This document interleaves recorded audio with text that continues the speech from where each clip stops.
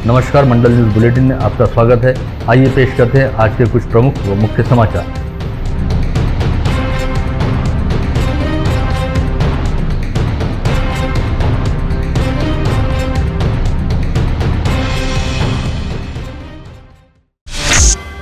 रविवार की दोपहर 12 बजे से अमरावती जिले में कड़ा लॉकडाउन शुरू हो गया, जो आगामी 15 मई तक चलेगा। लेकिन इससे पहले रविवार की सुबह 7 बजे से शहर के सभी इलाकों में सड़कों पर खरीदारी के लिए लोगों की भीड़ उमड़ पड़ी। शहर के द्वारा बाजार, पंचवटी चौक, जयस्तंभ चौक, शक्कर साथ, बडनेरा, नई बस्ती आदि इलाकों की किराना दुकानों में जीवनावश्यक वस्तुओं की खरीदारी के लिए लोगों की काफी भीड़ भाड़ रही। और कल शनिवार की तरह आज रविवार को भी शहर के अधिकतम पेट्रोल पंपों पर भी पेट्रोल व डीजल भरवाने के लिए वाहन धारकों की लंबी लंबी कतारें देखी गई। पश्चात 11 बजे संचारबंदी में ढील का समय समाप्त होते ही 12 बजते पुलिस ने भीड़ कम करने के लिए अपना मोर्चा संभाल लिया और खुद पुलिस आयुक्त डॉक्टर आरती सिंह आज बंदोबस्त के लिए रास्ते पर उतरी नजर आई।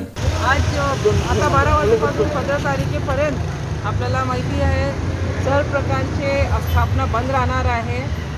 जे काही अत्यावश्यक सेवा सुविधाची स्थापना आहे ते सुद्धा त्याला घरपोच करण्याकरता सांगण्यात आलेलं आहे। म्हणून रस्त्यावर कोणीही दिसणार नाही याच्याकरिता पोलीसचा मोठा फौजफाटा आपण इथे लावलेले आहोत। शहराची बॉर्डर्स आपण पूर्णपणे सील केलेले आहोत। ई पास शिवाय शहरात कोणालाही प्रवेश नाही आणि शहराच्या आत जे विनाकारण फिरत आहे त्यांना पेट्रोल मिळणार नाही। म्हणून पेट्रोल पंपवर आपले कर्मचारी आपण लावलेले आहेत। फक्त अत्यावश्यक सेवा सुविधा आणि सरकारी वाहनांना पेट्रोल मिळणार आहे। तसंच जेवढे गर्दीचे आणि मोठे मुख्य चौक आहेत तिथे आमच्या मोठा फौजफाटा आम्ही लावलेला आहे। एकूण 1500चे पोलीस फोर्स या पूर्ण बंदोबस्तकरिता तैनात आहे।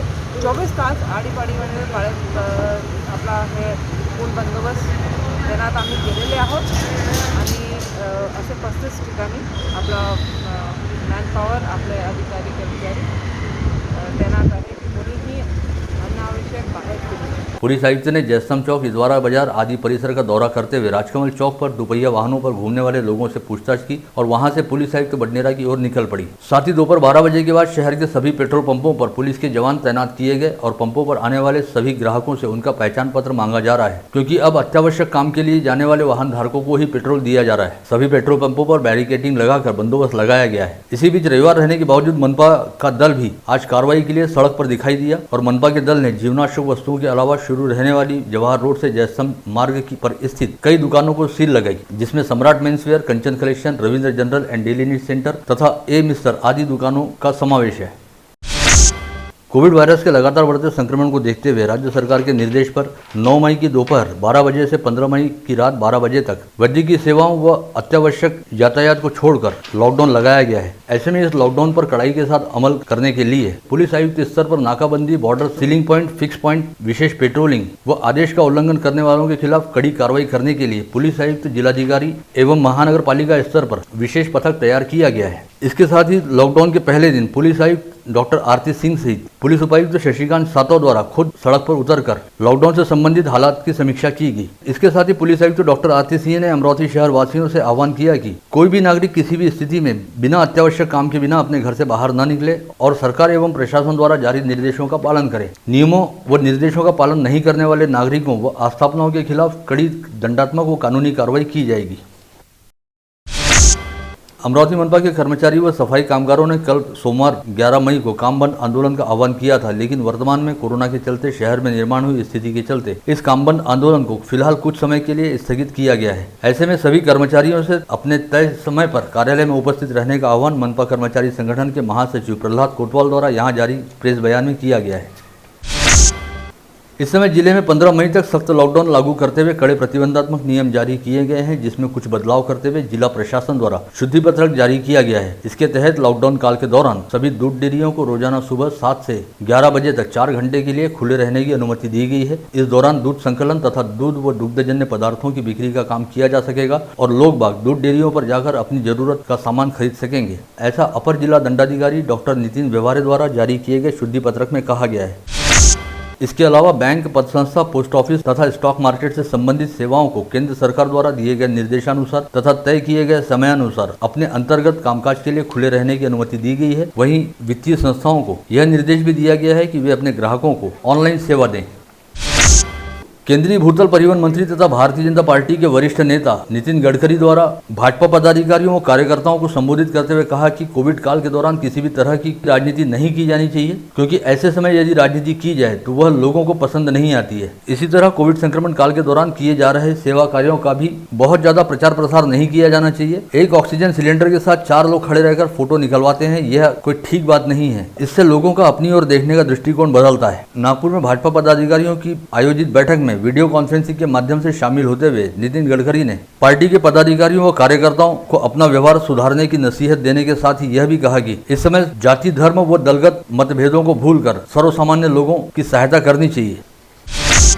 जिले में लगातार 5वें दिन रोजाना पाए जाने वाले संक्रमितों की संख्या 1000 से अधिक रही और रविवार को 1186 नागरिकों की रिपोर्ट पॉजिटिव आई है। इसके साथ ही जिले में कुल संक्रमितों की संख्या अब 75,435 पर जा पहुंची है। रविवार को 24 घंटे के दौरान जिले के कोविड अस्पतालों में कुल 27 कोरोना संक्रमितों की मौत हुई, जिनमें 23 स्थानीय व 4 बाहरी जिलों के मरीजों का समावेश रहा। जिले में कोरोना मृतकों की संख्या बढ़कर अब 1122 पर जा पहुंची है। साथ ही बाहरी जिलों के मृतकों को जोड़कर यह आंकड़ा 1276 पर पहुंचा है। स्थानीय मृतकों में मनपा क्षेत्र के 9 तथा ग्रामीण क्षेत्र के 14 मरीजों का समावेश रहा। इसके अलावा रविवार को जिले के कोविड अस्पतालों से 934 मरीजों को कोविड मुक्त हो जाने के चलते डिस्चार्ज दिया गया। जिले में अब तक कुल 63,847 संक्रमित मरीज कोविड मुक्त हो चुके हैं। वहीं इस समय जिले में कुल एक्टिव पॉजिटिव मरीजों की संख्या 10,466 है, जिनमें मनपा क्षेत्र के 2,989 तथा ग्रामीण क्षेत्र के 7,447 मरीजों का समावेश है। इसके अलावा इस समय 2,195 मरीजों का विभिन्न कोविड अस्पतालों में इलाज चल रहा है। साथ ही मनपा क्षेत्र में 2,380 तथा ग्रामीण क्षेत्र में 5,891 मरीज होम आइसोलेशन में रखे गए हैं।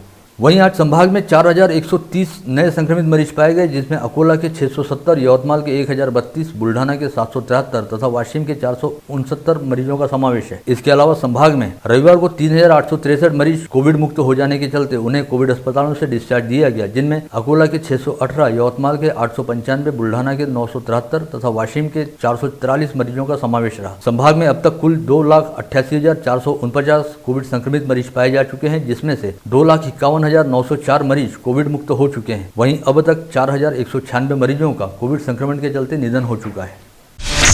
पश्चिम बंगाल में मुख्यमंत्री ममता बनर्जी की तृणमूल कांग्रेस पार्टी के खिलाफ अपने प्राणों की परवाह न करते हुए भी काम करने वाले कई भाजपा कार्यकर्ताओं की हत्याएं हो रही हैं, किंतु भाजपा सहित केंद्र की मोदी सरकार द्वारा इन घटनाओं को गंभीरता से नहीं लिया जा रहा। इस आशय का आरोप लगाते हुए श्री शिव प्रतिष्ठान हिंदुस्तान के धारकर्मियों द्वारा राजापेट परिसर स्थित भाजपा कार्यालय के सामने निषेध प्रदर्शन किया गया। साथ ही देश के गृह मंत्री के नाम जारी किए गए पत्र में केंद्र सरकार द्वारा इस मामले में त्वरित कानूनी कार्रवाई करने की मांग की गई है। पश्चिम बंगाल विधानसभा निवडणूक नंतर जो तृणमूल काँग्रेस आणि ममता बॅनर्जीच्या कार्यकर्त्यांनी भारतीय जनता पार्टी आणि हिंदू लोकांवर जो हल्ला आणि अत्याचार चालविलेला आहे, त्याच्या निषेधार्थ शिवप्रतिष्ठान हिंदुस्थानतर्फे आज भारतीय जनता पक्षाच्या कार्यालयावर ममता बॅनर्जी आणि तृणमूल काँग्रेसचा निषेध करण्यात आला। तसेच मान्य केंद्र सरकार आणि पंतप्रधान नरेंद्रजी मोदी यांना आमचे आव्हान आहे की जो तुमचा कार्यकर्ता आज पश्चिम बंगालमध्ये तुमच्याकरता निवडणुकीमध्ये ज्यांनी काम केले त्यांच्या संरक्षणाची जबाबदारी ही केंद्र सरकारची आहे। त्यांनी त्वरित तृणमूल काँग्रेस आणि ममता बॅनर्जी यांच्या गुंडांवर त्वरित कारवाई करून हिंदू धर्म, हिंदू नागरिक आणि भारतीय जनता पक्षाच्या कार्यकर्त्यांना उचित न्याय द्यावा। स्थानीय माहेश्वरी भवन में श्री माहेश्वरी नवयुवक मंडल द्वारा रक्तदान शिविर का आयोजन रविवार 9 मई को सुबह 8 से 11 बजे तक आयोजित किया गया था। कोविड त्रिसूत्री नियमों का पालन करते हुए आयोजित किए गए इस शिविर में 51 रक्तदाताओं द्वारा स्वयं विस्तृत रूप से रक्तदान किया गया। साथ ही माहेश्वरी नवयुवक मंडल द्वारा विगत 1 माह से कोविड संक्रमित मरीजों एवं परिवारों के लिए निःशुल्क भोजन की व्यवस्था करने के साथ ही बीते 15 दिनों से ऑक्सीजन कॉन्सेंट्रेटर मशीन उपलब्ध कराने का प्रयास किया जा रहा है, जिसके तहत रविवार को मुरली टायर्स व कलंत्री परिवार द्वारा मंडल को ऑक्सीजन कॉन्सेंट्रेटर मशीन उपलब्ध कराई गई। 9 मई से 15 मई तक लागू किए गए कड़े लॉकडाउन में किराना व अनाज के दुकानदारों को अपने ग्राहकों को होम डिलीवरी देने की छूट दी गई है। इस बात के मद्देनजर अमरावती होलसेल ग्रेन व किराना एसोसिएशन ने रविवार को सभी व्यापारियों, कर्मचारियों व हमालों की कोविड टेस्ट करवाने हेतु कोविड जांच शिविर का आयोजन करवाया, जिसमें करीब 300 लोगों ने अपनी कोविड टेस्ट की। स्थानीय नवसारी परिसर में प्राथमिक स्वास्थ्य केंद्र शुरू करने के लिए पालक मंत्री यशोमती ठाकुर को क्षेत्रवासियों द्वारा निवेदन सौंपा गया, जिसमें कहा गया कि नवसारी परिसर में प्राथमिक स्वास्थ्य केंद्र नहीं होने से क्षेत्रवासियों को काफी परेशानियों का सामना करना पड़ रहा है। कोविड संक्रमण की स्थिति के मद्देनजर सीबीएसई और आईसीएसई की तरह महाराष्ट्र राज्य शिक्षा बोर्ड की कक्षा 10वीं की परीक्षा रद्द करने का निर्णय राज्य सरकार द्वारा लिया गया था, किंतु राज्य सरकार द्वारा सीबीएसई बोर्ड के निर्णय का अभ्यास करने के बाद रिजल्ट घोषित करने की भूमिका तय करने के बारे में भी कहा गया था। इस बारे में अभी तक निर्णय नहीं हुआ। यह स्थिति रहते समय कक्षा 11वीं के प्रवेश कैसे किए जाएं, इस सवाल से शिक्षा विभाग फिलहाल जूझ रहा है। शिक्षा विभाग की ओर से विभिन्न पर्यायों की जाँच की जा रही है। इसके तहत तय किया गया है कि कक्षा 11वीं के प्रवेश हेतु सीईटी परीक्षा लेनी चाहिए। इस संदर्भ में शिक्षा विभाग द्वारा कक्षा 10वीं के विद्यार्थियों से उनके ऑनलाइन सुझाव भी आमंत्रित किए गए हैं। इससे पहले तत्कालीन वन मंत्री द्वारा वन विभाग के तबादलों के सूत्र अपने हाथों में लेने के बाद वन विभाग के तबादले प्रमोशन में और अधिक समस्याएं निर्माण हुई हैं। सामान्य प्रशासन विभाग के शासन आदेश के कुछ मुद्दों का आधार लेते हुए सीधे विभागीय परीक्षा के नियम ही बदल डाले गए। यह बदलाव मंत्रालय स्तर पर किए गए हैं। फिर भी कुछ विशिष्ट लोगों को लाभ मिलना चाहिए, इस कारण परीक्षा की नियमावली को आसान किया गया। इस तरह की चर्चा वन विभाग में है। हालांकि महाराष्ट्र लोक सेवा आयोग द्वारा साल में 2 बार जनवरी व जुलाई माह के दौरान वन अधिकारियों के लिए विभागीय परीक्षा लेना बंधनकारक है। अधिकारियों का कानूनी ज्ञान जांचने के लिए यह परीक्षा ली जाती है, लेकिन जनवरी 2019 की परीक्षा के बाद अब तक 2 वर्ष के दौरान यह परीक्षा नहीं हुई, जिससे वन अधिकारियों के प्रमोशन अटके हुए हैं। बीती रात 2 बजे के दौरान अमरावती शहर से जिले के अनेक हिस्सों में बिजली की तेज गड़गड़ाहट के साथ बारिश हुई और तूफानी हवा चलने के साथ ही अमरावती बडनेरा रोड पर बनारसी स्टील कारखाना और उसके आगे साहिल लॉन तक लगभग 3 बड़े पेड़ जमीन से उखड़कर सड़क पर गिर पड़े। इसके साथ ही शहर के विभिन्न हिस्सों में भी रात के दौरान बिजली गुल रही। मौसम विभाग के मुताबिक आगामी 5 दिनों तक विदर्भ सहित मराठवाड़ा तथा गोवा व कोंकण में मूसलाधार बारिश होने का अनुमान व्यक्त किया गया है। यवतमाल के शाह हॉस्पिटल में पिता की लाश की बजाय किसी अन्य व्यक्ति की लाश अंतिम संस्कार हेतु देने से संतप्त हुए रिश्तेदारों ने अस्पताल में जमकर तोड़फोड़ की। पता चला है कि शहर के गजबिये नामक व्यक्ति को शाह अस्पताल में बीमारी के चलते भर्ती किया गया था और इलाज के दौरान शनिवार की रात उनकी मौत हो गई, जिसकी जानकारी रिश्तेदारों को दी गई और रविवार की सुबह इस व्यक्ति की लाश उसके रिश्तेदारों के हवाले की गई। पश्चात रिश्तेदार इस लाश को लेकर अंतिम संस्कार के लिए पांडरकौड़ा रोड स्थित मोक्षधाम गए। वहाँ जब लाश को खोलकर देखा गया तो वह लाश गजबिये की नहीं बल्कि किसी और की थी। इससे संतप्त हुए रिश्तेदार मोक्षधाम से सीधे शाह अस्पताल पहुंचे और उन्होंने डॉक्टर व कर्मचारियों से सवाल जवाब किया। साथ ही कुछ संतप्त रिश्तेदारों ने अस्पताल में तोड़फोड़ भी की। गजबिये की बजाय दी गई लाश सेवानिवृत्त पुलिस कर्मचारी दिगंबर शेलके की थी, जिनकी बीती रात इस अस्पताल में मौत हुई थी। ऐसे में शेलके परिवार को भी जबरदस्त मानसिक प्रताड़ना का सामना करना पड़ा। फिलहाल कोरोना के बढ़ते संक्रमण के चलते अमरावती जिला प्रशासन ने प्रतिबंधों को और अधिक कड़ा कर दिया है तथा घर पर ही बेहद सीमित लोगों की उपस्थिति में विवाह समारोह आयोजित करने के निर्देश जारी किए हैं, जिसके लिए संबंधित पुलिस थाने की अनुमति लेना अनिवार्य किया गया है। लेकिन इसके बावजूद फ्रेजरपुरा पुलिस थानांतर्गत वडाली परिसर के परिहारपुरा में पुलिस की बिना अनुमति लिए एक विवाह समारोह आयोजित किया गया था। इसकी जानकारी मिलने के बाद फ्रेजरपुरा पुलिस का दल वहां पहुंचा और दूल्हा दुल्हन सहित विवाह का आयोजन करने वाले परिवारों पर अपराध दर्ज किए गए। इस समय यवतमाल जिले में रेमडेसिविर इंजेक्शन की जमकर कालाबाजारी शुरू है तथा गरीब व जरूरतमंदों को समय पर यह इंजेक्शन नहीं मिल पा रहा। इस बात के मद्देनजर यवतमाल के स्थानीय अपराध शाखा के पथक ने कलम में एक डॉक्टर के मेडिकल पर अपने ही एक व्यक्ति को ग्राहक बनाकर भेजा, जहां से पहले 3 इंजेक्शन और बाद में 6 इंजेक्शन, ऐसे कुल 9 इंजेक्शन की ऊंची दरों पर खरीदी की गई। पश्चात में पुलिस ने इस मेडिकल स्टोर पर काम करने वाले 4 लोगों को गिरफ्तार किया है। वहीं दूसरी ओर बुल्ढाना जिले में रेमडेसिविर इंजेक्शन की कालाबाजारी करने के मामले में गिरफ्तार किए गए 3 आरोपियों को बुल्ढाना की अदालत ने 3 दिनों तक पुलिस कस्टडी रिमांड में रखने का आदेश दिया है। शुक्रवार को रेमडेसिविर की कालाबाजारी करने के मामले में बुल्ढाना शहर के 2 नामांकित अस्पतालों के 3 कर्मचारियों को स्थानीय अपराध शाखा द्वारा गिरफ्तार किया गया था। वाशिम जिले के धनज में कोविड संक्रमण को नियंत्रित करने हेतु और लोगों को जागरूक करने हेतु एक अनोखा अभियान शुरू किया गया है, जिसके तहत पहले कोविड टेस्ट करने और फिर राशन का अनाज लेने का उपक्रम चलाया जा रहा है। इससे जहां एक ओर राशन की दुकानों पर भीड़भाड़ की स्थिति घट गई है, वहीं दूसरी ओर धनज गाँव के अधिक से अधिक लोग स्वयं स्फूर्त रूप से अपनी कोविड टेस्ट करवा रहे हैं।